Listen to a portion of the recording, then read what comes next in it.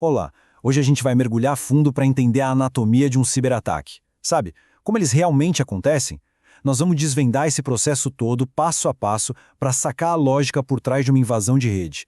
Pois é, a gente vive ouvindo notícia de ataque para lá, vazamento de dados para cá, mas o que de fato acontece ali nos bastidores? Como é que o invasor sai do zero e chega numa invasão completa? É exatamente isso que a gente vai descobrir junto agora. Ok, mas antes de entender o ataque, a gente precisa saber o que está sendo defendido, né? Basicamente, toda a segurança da informação se apoia em três pilares. A famosa tríade CIA: confidencialidade, para manter tudo em segredo; integridade, para ter certeza de que nada foi alterado no caminho; e a disponibilidade, que é para garantir que tudo esteja funcionando quando a gente precisa. Todo e qualquer ataque vai mirar em pelo menos um desses três. Então, vamos lá. Tudo começa com a primeira fase. Um ataque raramente é um tiro no escuro. Pelo contrário, ele começa com uma missão de reconhecimento, uma investigação mesmo, para encontrar os pontos fracos do alvo. E essa analogia aqui é perfeita. Pensa só, um invasor digital não chega chutando a primeira porta que vê. Primeiro ele observa, ele estuda, ele procura a janela que ficou aberta, a fechadura que está mais gasta. É um trabalho de muita paciência. E uma das principais ferramentas para esse estudo é a varredura de portas. Imagina que o invasor está checando, uma por uma, cada porta e janela de um prédio digital.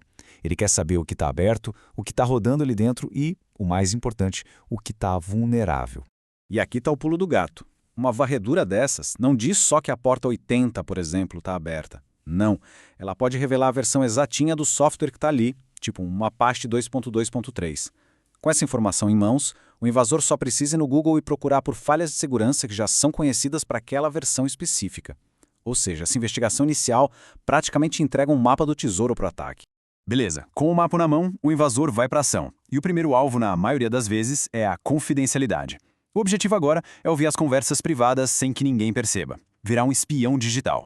Sabe o termo clássico escuta telefônica? A ideia é a mesma, só que hoje isso vai muito além do telefone. Qualquer tipo de dado, seja um e-mail, uma mensagem de zap ou uma transação bancária, pode ser secretamente interceptado e lido enquanto viaja pela rede. Mas por que as redes são tão vulneráveis a esse tipo de coisa? Bom, primeiro, o anonimato da internet já ajuda o invasor a se esconder. E mais, nossos dados passam por dezenas de sistemas diferentes até chegar ao destino, e cada um deles é um ponto de ataque em potencial. A gente não controla essa rota, e a complexidade dos sistemas de hoje, nossa, oferece inúmeros lugares para uma atividade maliciosa se esconder. E tem um caso real que ilustra isso de um jeito assustador. No escândalo de escutas do governo grego, os invasores ativaram um código de interceptação que já existia, mas estava dormindo no software da operadora de telefone. Era um backdoor, uma porta dos fundos secreta, que foi encontrada e usada para espionar gente do alto escalão do governo. Isso só prova que aquela ideia de segurança por obscuridade, sabe, de só esconder as coisas, simplesmente não funciona. Ok, agora a coisa fica mais séria. A ameaça sobe de nível. O invasor deixa de ser um espião passivo e vira um sabotador ativo. O objetivo aqui não é mais só ler a informação, é alterar a informação. Bem-vindos aos ataques contra a integridade. A diferença aqui é crucial. Interceptar é como ouvir uma conversa em segredo. Já a corrupção de dados, bom, aí é como se alguém entrasse no meio da conversa e mudasse as palavras que a outra pessoa está ouvindo, alterando todo o sentido da comunicação. E tem um tipo de ataque de integridade que é especialmente inteligente, que é o ataque de replay. Aqui, o invasor nem precisa quebrar códigos ou alterar os dados. Ele só reutiliza. Ele captura um pacote de dados legítimo e um tempo depois simplesmente envia de novo.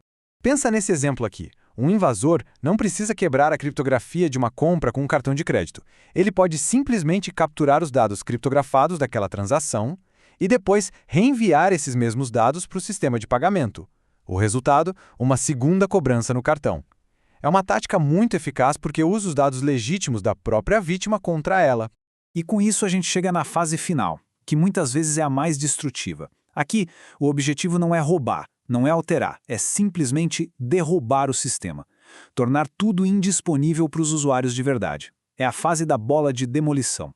Imagina só, 1 milhão. 1 milhão de pedidos de acesso chegando no mesmo servidor. Todos ao mesmo tempo. É exatamente essa ideia de sobrecarga, de um dilúvio de requisições, que está por trás da próxima categoria de ataques.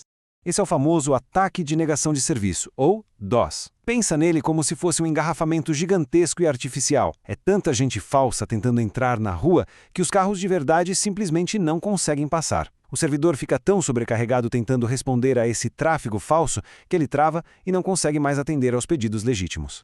E o mais impressionante disso tudo é que esses ataques podem ter consequências bem reais no mundo físico mesmo. O caso do vírus Stuxnet é um exemplo extremo. Acredita-se que ele foi projetado para atacar o sistema de uma usina nuclear no Irã, e o que ele fez? Ele causou a falha de centrífugas físicas de verdade ao manipular digitalmente a velocidade dos motores delas. Foi um ataque à disponibilidade que pulou a barreira do digital para o físico.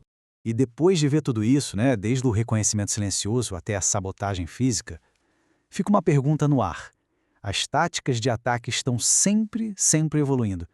A grande questão é, será que as nossas estratégias de defesa, será que elas estão conseguindo acompanhar esse ritmo? Nessa corrida, quem está na frente?